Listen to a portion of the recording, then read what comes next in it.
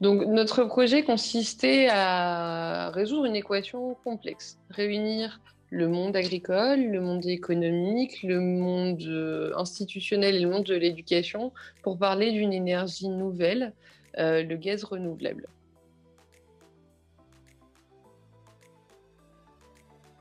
On s'est dit qu'un salon c'était has-been, alors on a créé un village, un vrai village avec la mairie, la banque, l'école, les transports en commun pour illustrer le cercle vertueux du gaz renouvelable. Si ça ne vous parle pas, eh bien il fallait venir aux 9 conférences qui ont rythmé la matinée. Il y en avait même une dans le bus, ou alors il fallait participer au Grand Challenge qui a réuni plus de 600 jeunes de la région. On a été bluffés lors de la finale par leur dynamisme et leur audace.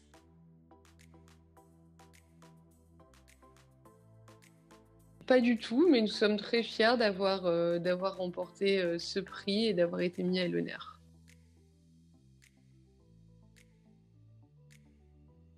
Alors c'est un projet qui intègre, à mon goût, les tendances du moment. Ça va complètement dans l'actualité. L'écologie, le recyclage des déchets, le tout dans un concept simple, construit, je dirais même co-construit, avec tous les acteurs locaux. C'est quand même un élément très important et qui, de mon point de vue, en deux mots, c'est une belle mise en avant, une belle mise en œuvre du tous ensemble. Parce qu'il s'inscrit dans une démarche éco-responsable et qu'il a pour grande ambition de porter la région comme première région européenne pour tout ce qui est gaz vert. Ce projet a été élu parce qu'il synthétise bien les deux leviers de l'événementiel, c'est-à-dire à la fois un fond solide, un sujet important, et ensuite une forme originale ou en tout cas impactante. Voilà, c'est le fond et la forme, c'est la réunion de ces deux éléments-là qui font qu'à mon sens, ce projet a été élu. De mon point de vue, il a considéré l'événement comme un outil, comme l'outil le plus stratégique possible, eu égard à l'objectif initial. L'objectif initial était très fort, c'était finalement d'assurer la transition d'un territoire vis-à-vis avec une filière d'avenir, la filière énergétique d'avenir, et voir comment ce territoire-là finalement pouvait devenir, au-delà évidemment de la forme événementielle, un territoire laboratoire, un incubateur en fait énergétique.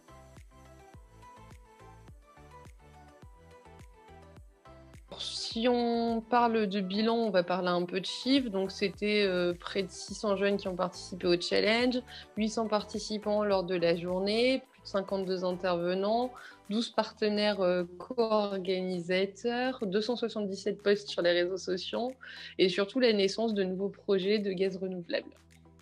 On espère vraiment pouvoir renouveler cet événement en 2021, enfin si la crise sanitaire nous le permet.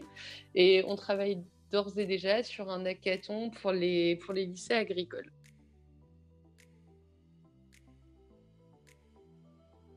Projet novateur car GRDF, à travers le collectif Métamorphose, a su insuffler, innover dans le cadre collectif avec le monde scolaire, agricole et financier, le tout à travers un concept simple, adapté, la création de ce fameux village avec tous les acteurs et ses implications.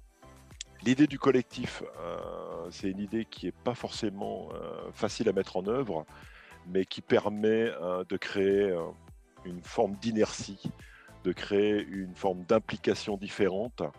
Et je trouve ça très intéressant et surtout inspirant.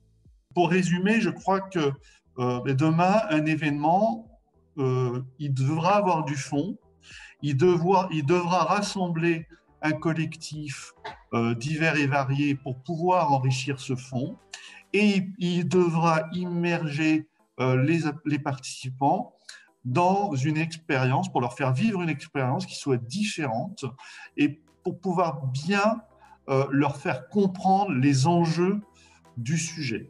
Pour moi, la force de ce projet, c'est vraiment d'avoir pu réunir et fédérer différents acteurs, donc les entreprises privées, les institutions, le monde agricole et les étudiants autour d'un même projet.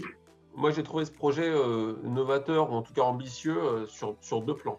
Le premier plan, c'est par l'esthétique même de la rencontre. Il y avait une vraie volonté, là aussi, de casser les codes de ce que sont des événements un peu plus traditionnels. Eux-mêmes le disent d'ailleurs dans leur présentation. Ils voulaient aller plus loin que le format du salon traditionnel et autres. L'événement est une sorte de média aux 5 sens, et donc avec cette sensorialité possible par la découverte d'environnements dans lesquels on est plongé. J'ai trouvé que finalement cet événement-là était ambitieux et novateur, et pouvait là aussi être observé par la filière qui s'interroge souvent sur comment faire vivre des choses différentes et nouvelles à mes publics. Donc,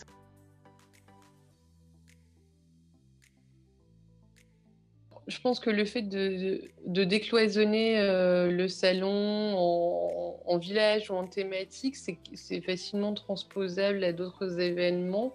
Après, chaque événement doit mettre sa patte propre pour créer son effet waouh.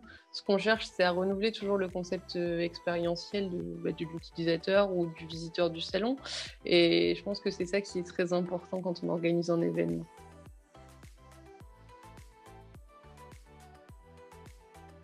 Pour moi, le fait d'avoir été juré dans ces prix a été extrêmement enrichissant. D'abord, ça m'a permis de rencontrer différents acteurs divers et variés du territoire.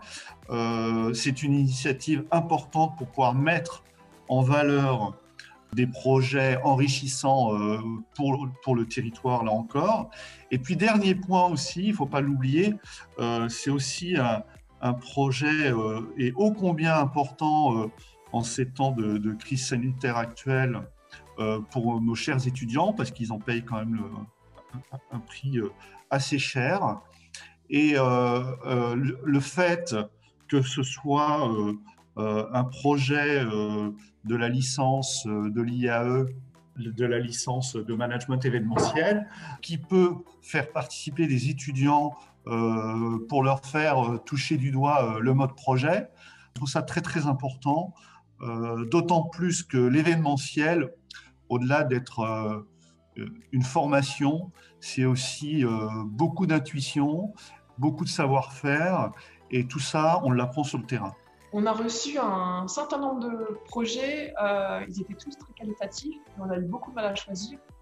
Et ce fut aussi un plaisir de croiser mes collègues de l'événementiel que je n'ai pas beaucoup l'occasion de croiser en général. Les jurys sont des moments que moi j'appelle de captation de marché, d'observation de marché. On doit tous, dans notre travail quotidien, observer les tendances, comprendre les innovations, etc. Et finalement, les jurys sont toujours des moments propices à avoir la crème de la crème, parce que le travail a été fait de manière efficace juste en amont, et donc les dossiers qui sont mis sur la table font partie des meilleurs dossiers à regarder. Donc, et je remercie d'ailleurs l'équipe de Command Ordet de m'avoir permis d'en faire partie, puisque de beaux dossiers, une ambiance chaleureuse, qui montre aussi qu'il n'y a pas que dans les certaines métropoles, et a fortiori la capitale française, qu'il y a des choses hyper innovantes, hyper sympas et hyper tendances qui s'inventent. Donc moi, je retire une bonne journée de matière intellectuelle et de chaleur humaine avec plein de gens sympas. Et je remercie encore l'équipe pour m'avoir donné cette opportunité-là.